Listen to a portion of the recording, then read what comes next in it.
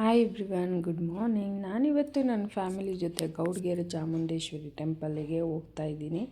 So ನಾವು ಕೂಡ ತುಂಬ ಎಲ್ಲ ಕಡೆಯಿಂದ ಕೇಳ್ಪಟ್ಟಿದ್ವಿ ಇಲ್ಲಿ ಬಂದರೆ ಒಳ್ಳೆಯದಾಗುತ್ತೆ ಅಂತ. ಮತ್ತು ಕೆಲವೊಂದು ವೀಡಿಯೋಸ್ ಕೂಡ ನಾನು ಯೂಟ್ಯೂಬಲ್ಲಿ ನೋಡಿದ್ದೆ.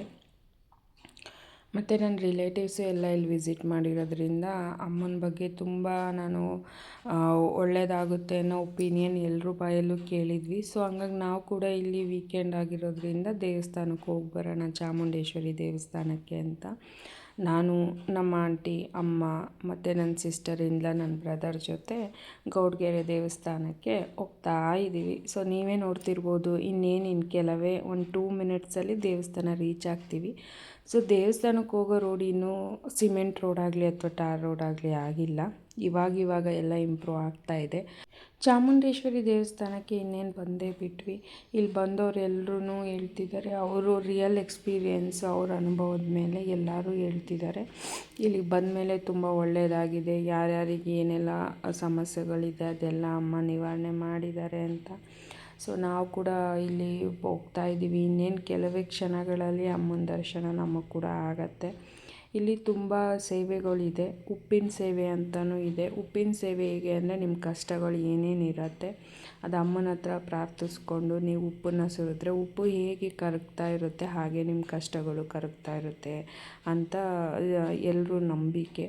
ಮತ್ತು ಇಲ್ಲಿ ಕಾಯಿ ಕಟ್ಟೋದು, ತೆಂಗಿನಕಾಯಿ ಸೇವೆ ಅಂತ ಇದೆ. ಆ ತೆಂಗಿನಕಾಯಿನ ನೀವು ಪ್ರಾರ್ಥಿಸ್ಕೊಂಡು 3 ವಾರ ಅಥವಾ 7 ವಾರ ಅಥವಾ 9 ವಾರ ಬಂದು ಇಲ್ಲಿ ಕಟ್ಟಿದರೆ ನಿಮ್ಮ ಕಷ್ಟಗಳೆಲ್ಲ ನಿವಾರಣೆ ಆಗುತ್ತೆ. ಅಂದರೆ ಆ ತೆಂಗಿನಕಾಯಿ ನೀವು ಕಟ್ಟಿರೋದನ್ನು ಸ್ವಲ್ಪ ದಿನ ಬಿಟ್ಬಿಟ್ಟು ಅನ್ನದಾಸೋಹಕ್ಕೆ ಅವರು ಯೂಸ್ ಮಾಡ್ಕೊಳ್ತಾರೆ.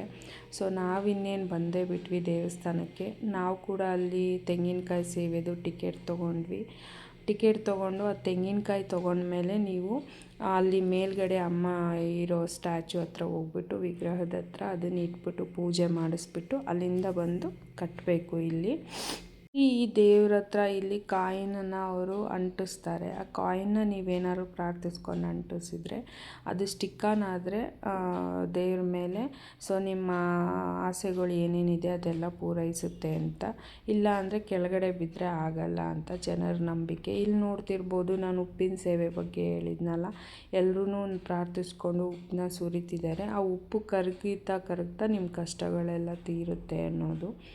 ನಾವು ಕೂಡ ಇವಾಗ ಅಮ್ಮನ ದರ್ಶನಕ್ಕೆ ಮೇಲೆ ಹೋಗ್ತಾ ಇದ್ದೀವಿ. ಕೆಳಗಡೆ ಚಿಕ್ಕ ದೇವಸ್ಥಾನ ಇದೆ, ಚಾಮುಂಡೇಶ್ವರಿ ದೇವಸ್ಥಾನ. ಅಲ್ಲಿ ದರ್ಶನ ಮಾಡ್ಕೊಂಡು ಆಮೇಲೆ ಮೇಲೆ ಇಲ್ಲಿ ಪಂಚಲೋಹದ ವಿಗ್ರಹ ಅಮ್ಮಂದು ಏನಿದೆ ಅಲ್ಲಿ ದರ್ಶನಕ್ಕೆ ನಾವೆಲ್ಲರೂ ಹೋಗ್ತಾ ಇದ್ದೀವಿ.